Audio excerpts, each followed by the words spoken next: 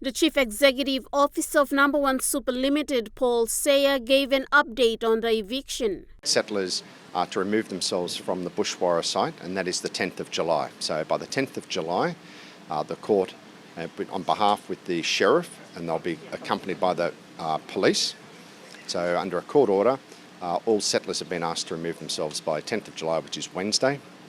The settlers have been given countdown notices starting from 120 days, and each week or so we've been actually having various people remind those settlers that they need to remove themselves from that site. So it's a court order.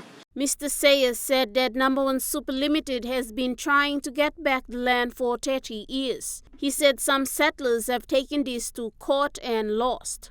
I have seen some of the settlers actually remove themselves from that site.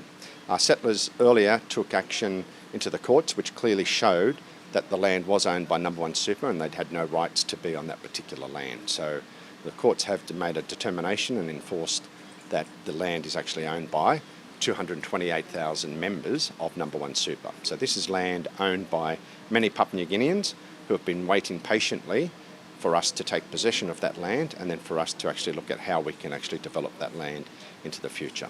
And this has been, we first started that particular process, as we've said, almost 30 years ago. We've had numerous court battles. Mr. Say outlined the plans for the area. We could rebuild some suburbs and have them properly planned.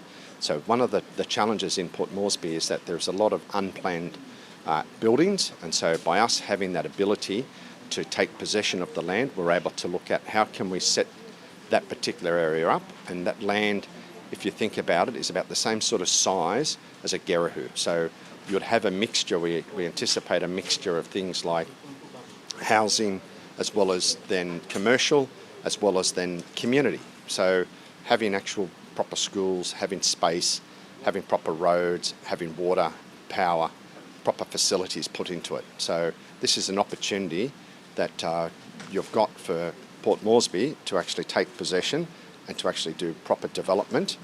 And unfortunately, that means that people who have taken land, who have been moved onto those sites, need to actually give way so we can actually take the land and do something with it. Tamara Gavi, National EMTV News.